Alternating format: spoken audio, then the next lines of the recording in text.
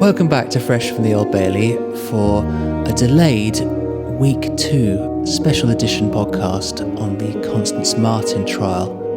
With me this week are Guy Toyn, the co-owner of Court News. Hi.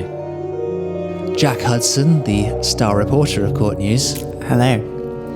And Alice Snape, a freelance journalist who writes for Cosmo and Women's Health. Hello. Alice, why are you covering this case? I was interested in this particular case because when I freelance at Cosmopolitan a lot, and whenever we do any content about Constance Marten and Mark Gordon and their relationship, it's always wildly popular, and I ended up down lots of different rabbit holes while the couple were on the run. And I've also, over the past year, got more interested in the legal system. I did jury duty last year, and I also covered a libel case at the High Court because I've written a lot about sexual assault in the tattoo world. And I'm just very interested to see it, especially with stories that I know lots about, how that story is told in court. I'm also interested to see if I'm genuinely interested to see if I come to the same conclusion as the jury. I know it's not my job to decide, but with the evidence that I see in court, I'm interested to see if I end up with the same opinion. So I probably come at it from a very different angle to the guys at Court News.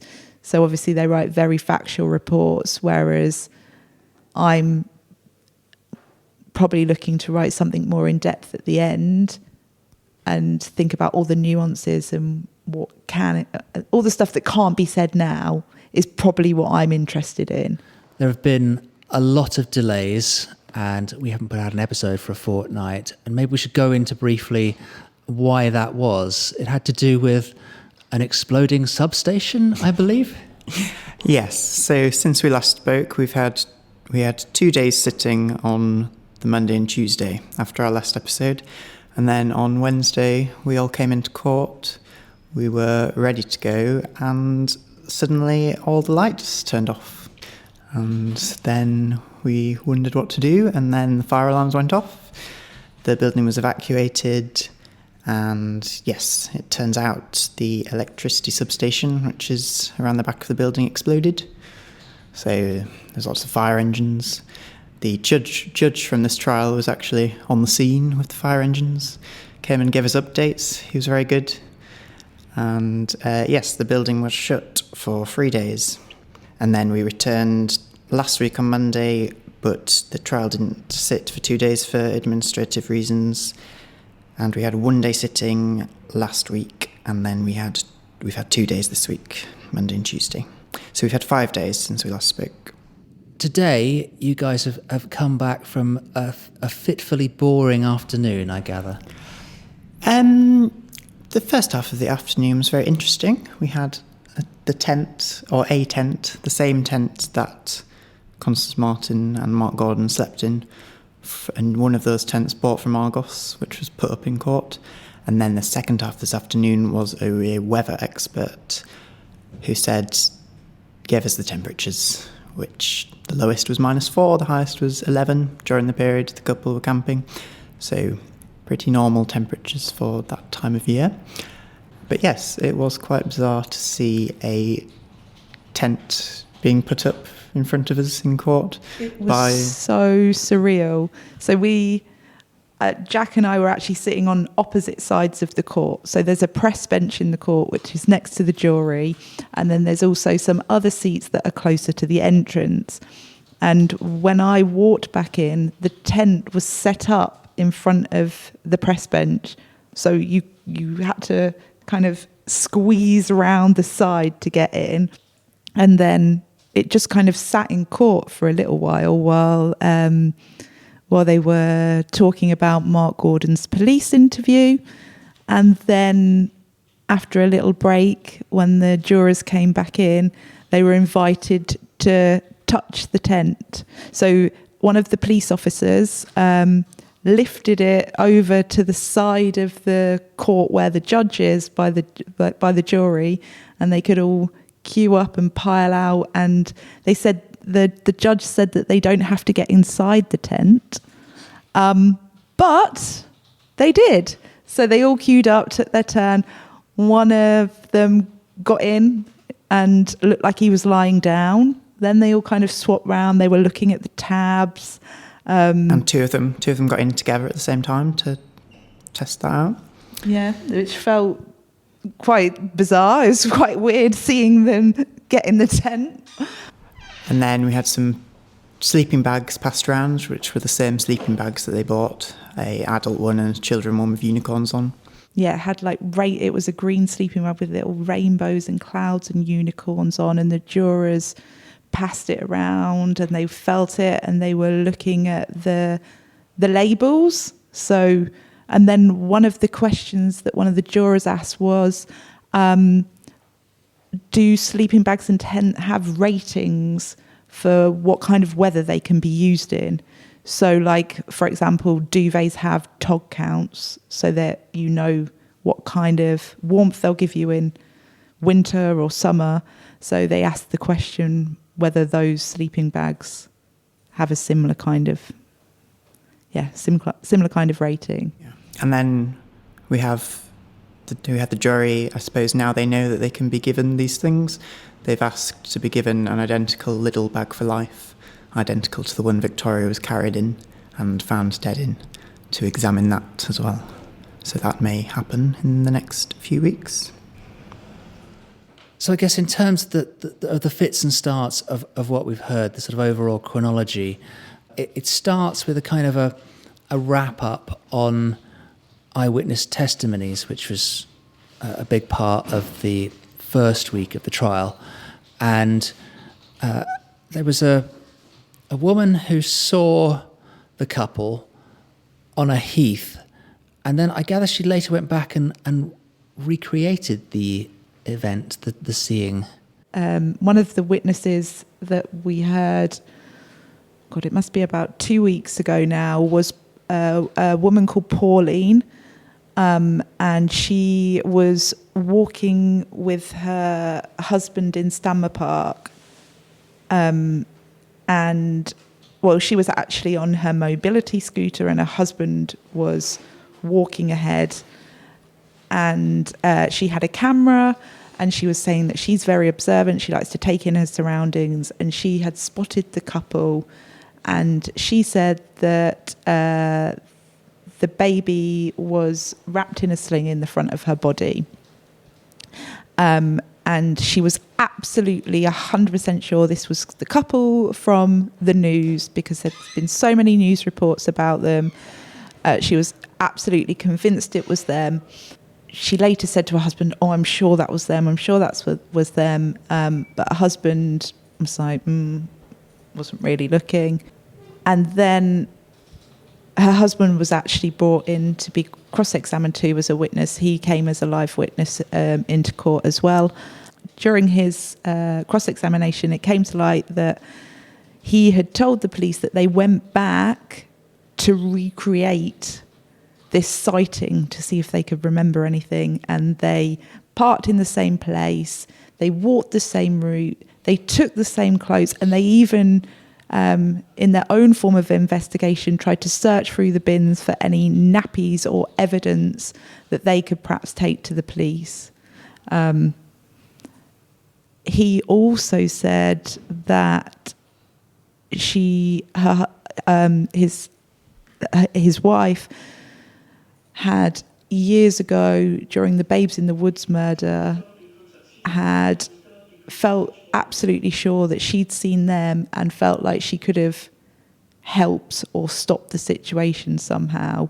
And this is why this time she felt compelled to go to the police, because she didn't want to regret like she had during the Babes in the Woods murder, which was... That is quite the synchronicity there. So Jack, you have been tracking this day in and day out, and could you maybe just give us a chronology of what's happened in terms of... So I think we had their arrest and the footage of that, which went around the internet. We have then had their individual police interviews, which again have taken sort of various bizarre turns, and then we've had the evidence of today of the tent, etc. Yeah, so we had the last eyewitnesses. The last eyewitness was a man called Dale Cooley, who was sort of the successful eyewitness because he was the one who actually got the couple arrested.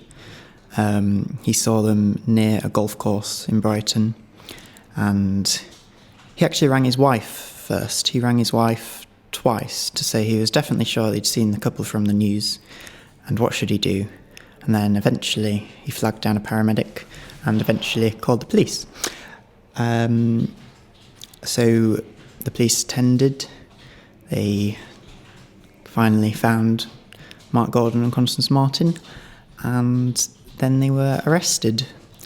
And of course, normally someone who's been arrested can't be asked any questions about the offence until after they've been taken to a police station and interviewed. But in this case, because a baby was missing and in danger, they were asked emergency questions on the scene. So they were repeatedly asked, "Where is your child?"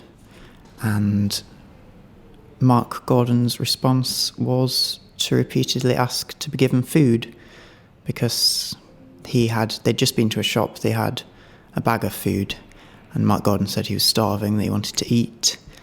He even asked for mayonnaise to go with his chicken, and the police officer replied that he wasn't going to make him a meal, he wasn't going to make a sandwich.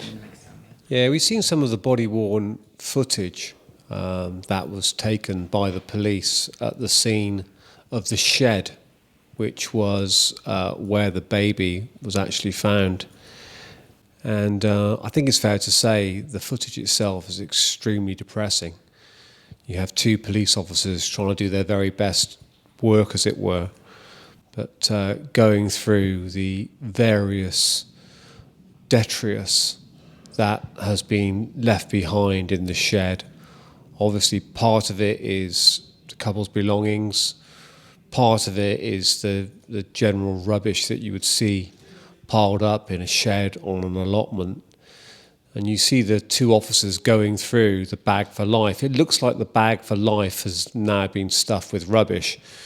And you can see them picking through plastic bags and old bottles and material like that. And it is a very depressing scene. The jury were also shown some of the still pictures of things that were recovered from that shed. And obviously it's heartbreaking to see the stained baby grow that they kept Victoria in until I think she died. So, yeah, I think some of the jurors looking at them were obviously quite upset to see that sort of footage and some of the material there. They have been very interested in this case. When I say very interested, I mean they've been answering lots of questions. As you heard, they spent some time crawling in and out of the tent and checking the thickness of the material. And this is a key to the prosecution case, because the question is there an inherent risk to a child of that age by keeping them on the South Downs in a tent of that flimsy material? Really, when you see the blue tent, it's one of these small blue dome tents. It's the sort of tent that people use to go to Glastonbury for the weekend. Not perhaps the sort of tent you would expect to see in the middle of winter. But of course, the case of the two parents is that they did everything they possibly could to try and keep the child safe and well. And they were so unhappy that the way the authorities had taken their other children away, that they thought this was the only alternative, and they were doing, on their case anyway, their very best to look after the child. And of course, it's a matter for the jury to decide whether they were criminally negligent in the way that they looked after the child, and whether that was directly responsible or partly responsible for the death of Victoria. The state has to prove negligence, but incompetence doesn't matter. An incompetent parent does not necessarily cause the death of a child. What I mean is, it has to be willful neglect. They must have known, to prove the case that the prosecution have brought against them, the allegation is that they must have known that the child was at huge risk to be kept in a tent in those cold conditions in January. Their case is that they were trying to keep the child as warm as they possibly could. And they will point to some of the video where you see that both of them are obviously making attempts to keep the child warm. That's why the mother has the child in the coat. The question is how much risk was actually involved in keeping the child in those circumstances in that tent. And of course, this is a matter for the jury to decide. Do they think that every means they could take, the parents could take, to keep the child safe and well was employed? Or were they just absolutely reckless? Was it the case that they were so paranoid about the authorities that they effectively were blinded to the needs of a tiny baby? Because they claim a fear of the authorities, and I guess they're trying to claim that fear is legitimate. Have we heard anything more from them about why they have this fear? Well, yeah, lots has come, well, not lots, snippets have come out in the police interviews for both Constance Marten and Mark Gordon. Constance has said that she's obviously had 4 children taken off her, and she has also said that her own family had employed private investigators to follow them, and she said that the incident that sparked the children being removed from her was that she had fallen out of a window, and the social services had blamed that on Mark Gordon, but she argued to the police that there was no evidence of domestic violence. Is there any more detail on how she fell out of a window? No, she told the police that that's why the children were taken away by social services, and she said it was an accident, and she said that they had blamed it on Mark with no evidence. I think what has come across in both of the police interviews so far is that the explosion of the car is what changed the course of their story. So they both blame that for what occurred after. So Constance said that she had absolutely everything in that car to allow for a good life for her and the baby. There was clothes, there was nappies, she had all the elements that would make a good life. But the fact that the car blew up meant that everything was gone, and including like thousands of pounds worth of cash. And it was at that moment that everything changed for her, because she was like, the police are going to come and they are going to remove this baby from me. And that's when lots of press attention started as well. And she says that is why they were forced to run. So that's the reason she says that they got all the taxis.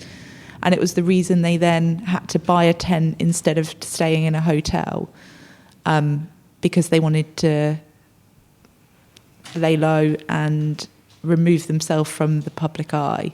She actually, at a point during her police interview, described that as a really happy period of her life, being together, her, Mark and the baby. That it sounds like that's what she wanted.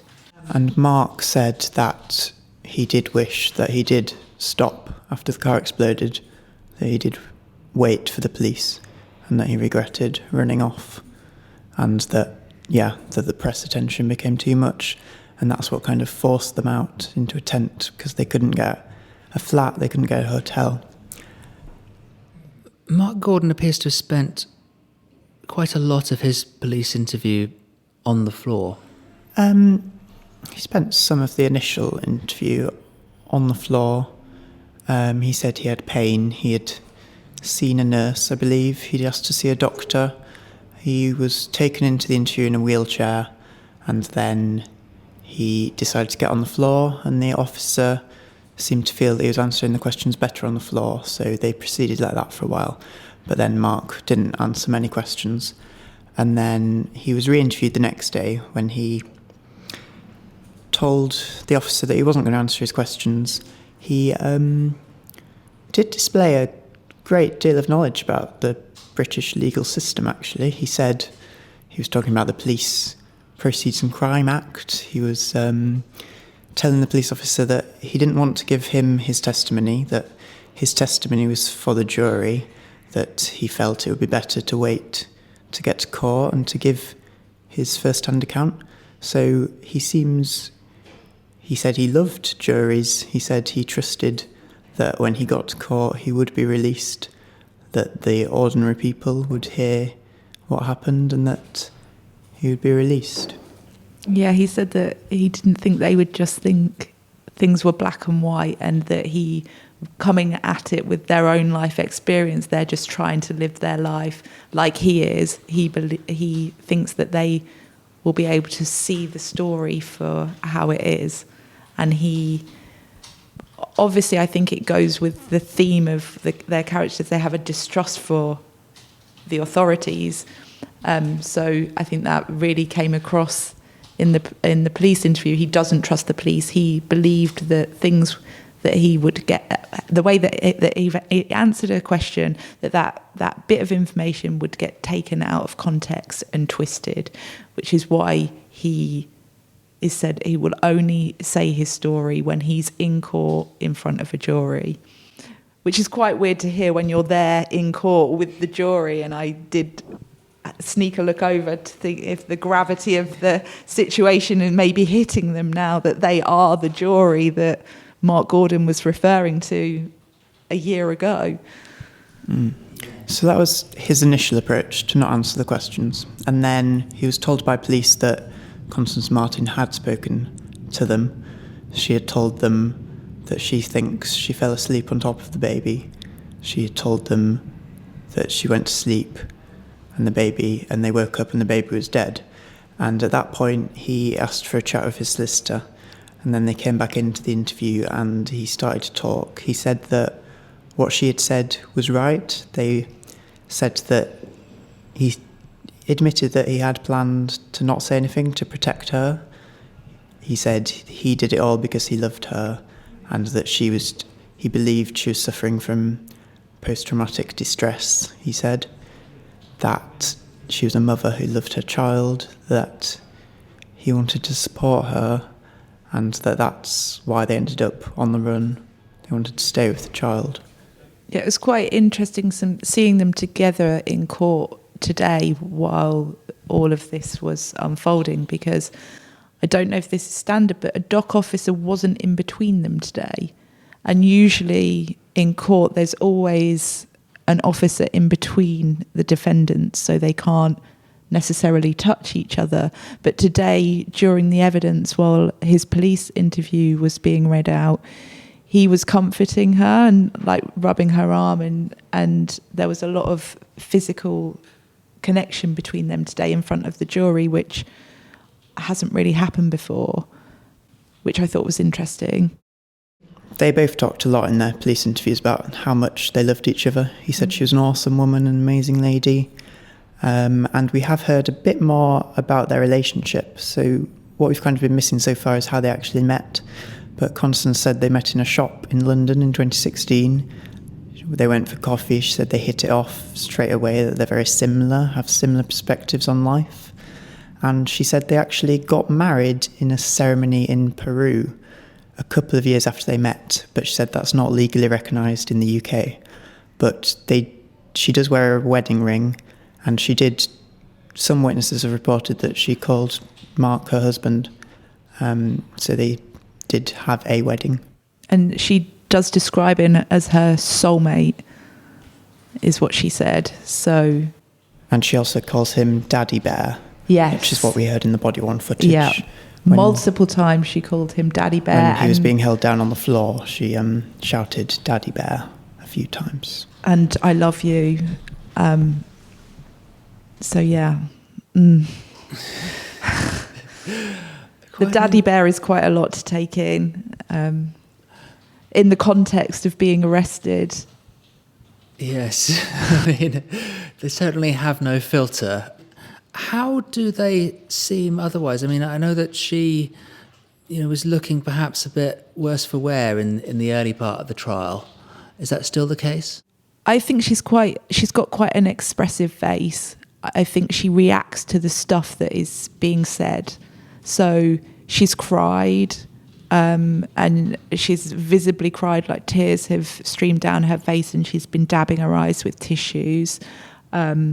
Notably during her police interview, when that was played to the jury, she also clearly questions things that are being said. Like, she'll pull questioning faces, or she'll look at Mark and be like, really?